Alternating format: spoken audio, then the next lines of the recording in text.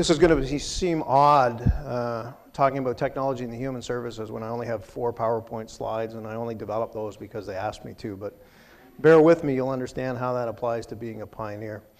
Now, I've worked with young people, what some people call youth at risk, for almost 30 years, and I never really considered the work that we did very pioneering. I mean, it was challenging for sure. The youth that we deal with are some of the most difficult youth in our community.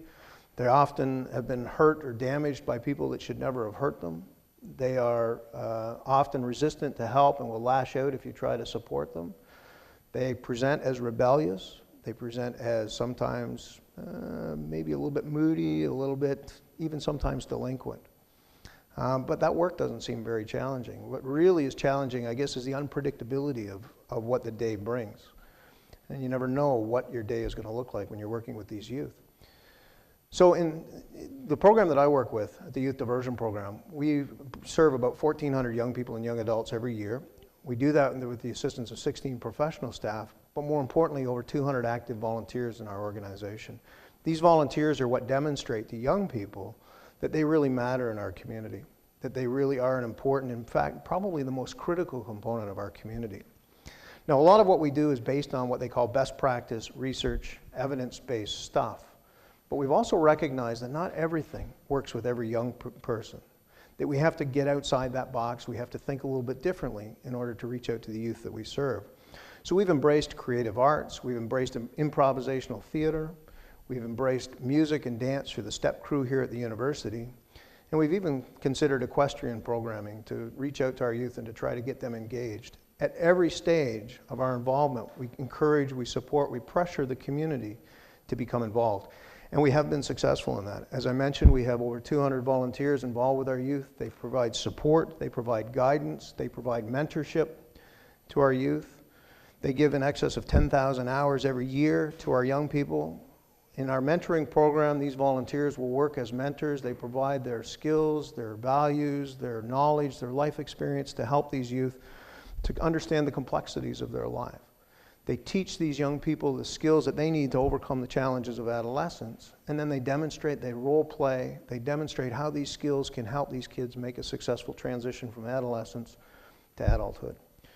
And in every interaction, these volunteers demonstrate that they care, that these kids are really important to this community, and that they matter enough that these volunteers are willing to give of their time and their energy and their support.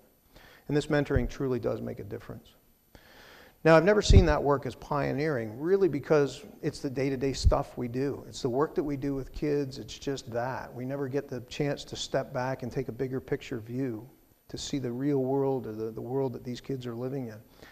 We don't do that unless we're forced to, unless we're challenged, unless our beliefs, our fundamental view of how to work with kids is challenged. And that's exactly what happened to me this past spring.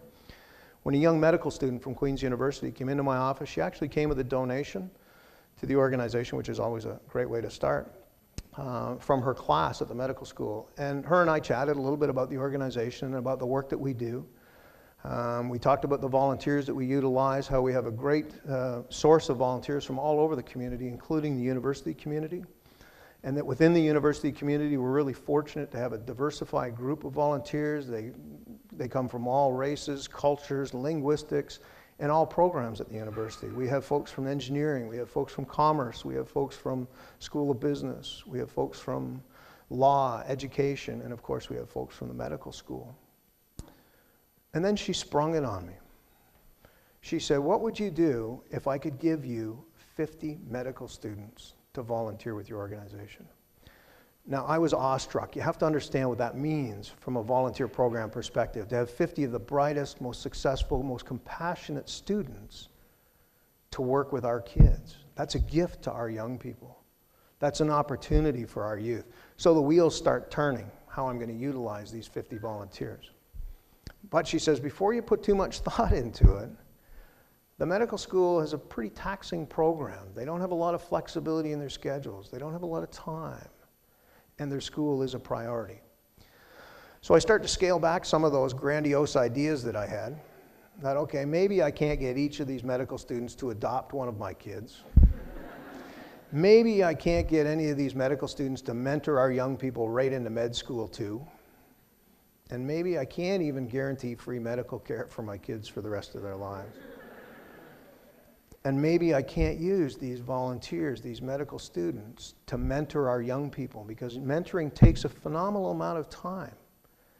And if you make a commitment and you break it to a young person, especially an at-risk youth, you do more damage than if you'd never been involved. So then I start to panic. I'm going to lose this opportunity. This is a gift that was given to me for our young people, and I'm going to lose it. I can't figure out for the life of me how I'm going to use these volunteers. And then this young medical student says, what about texting? What about social media? Maybe we could try electronic monitoring, or mentoring, sorry.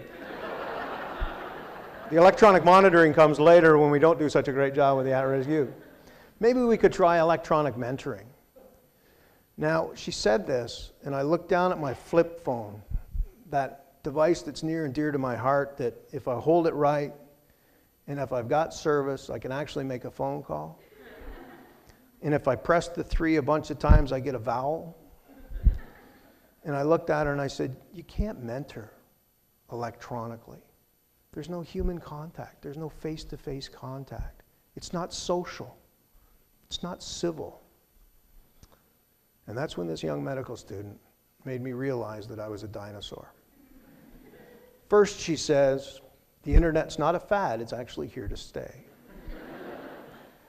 And then she says, most kids these days count in excess of 150 friends compared to the 10 or 12 that I had when I was growing up.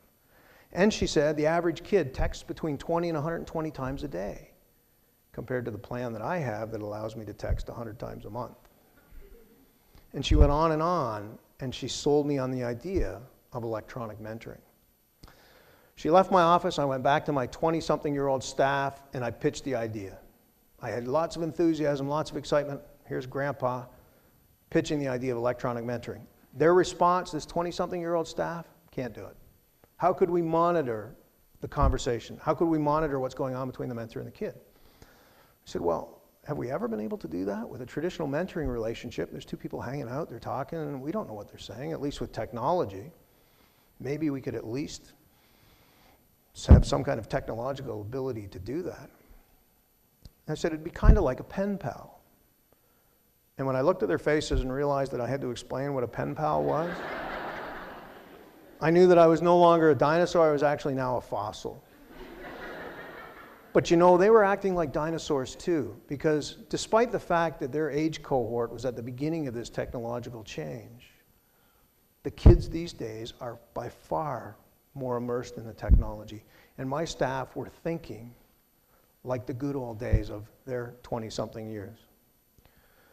So I pitched the idea, I sold it to them, we sat down, we developed the program, we developed an evaluation framework, and now with the help of the health sciences folks at Queen's, we hope to launch our electronic mentoring program over the next couple of months. It's going to be on a little scaled down version because, as it turns out, 50 medical students are near impossible to collect.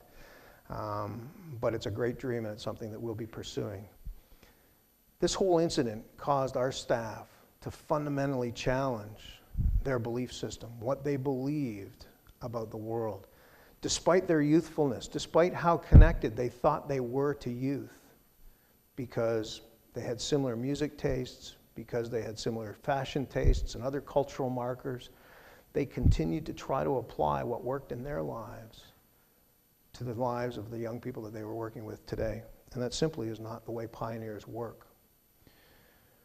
Pioneers, for our staff, in our business, in the human services and the counseling business, the challenge to be pioneers is to question the fundamental basis on the work that we do. To recognize that kids these days are not an entity that we've ever seen before. They are experiencing a rate of social, cultural, and technological change that's unprecedented in human history. We cannot help them by basing our response to them on the way our life was, because it's fundamentally different than anything that they experience today. The best example of that is the tragic life and death of Amanda Todd. This is a young woman who ended up dead because of the internet, because of social media. We had people responding by saying we should shut down the media, the social media, the Facebook, the electronic technology. That's impossible. That's not a solution. That's hiding under a rock. In order to help people that are in that kind of situation, the unfortunate part about Amanda Todd is that she's not the first to die as a result of whatever happened on social media. She's not going to be the last. The challenge in the helping profession is to shake off all that cultural stuff from our own lives, recognizing that kids are different, and embrace new ideas, embrace creative approaches to reaching out and supporting those youth. That's how we can help people. We can't shut the internet off. We can't stop media bullying by putting a computer in the living room and taking it out of class or bedrooms and because they're on their phones. Classrooms are trying to shut down the use of cell phones in the room. We're trying to contain the technology instead of embracing it. That's what pioneers do in the human services. That's what these medical students at Queen's, or this young medical student at Queen's, convinced me that is possible and that we can do it. For those dinosaurs, those fossils, even the new up-and-coming professionals that are coming through the system now that want to work with kids, the reality is, take a chance. Put yourself at risk. Not physical, not risk to your physical safety, but to your emotional safety, your psychological safety, your comfort zone. Reach out to kids in ways that are meaningful to them, not meaningful to your old ways and the way that you were brought up. The reality is those old ways, the ways you were brought up, are probably not applicable in today's world and are probably not relevant to today's youth. Don't be hurt by that. Don't feel like a dinosaur. Step up to the challenge and embrace today's youth in the world that is real to them, because then you won't be seen as a fossil by some future generation that finds you at the edge of an oil sands project out west. You'll be seen as a true pioneer for today's youth. And that's the challenge to everybody today. Thank you.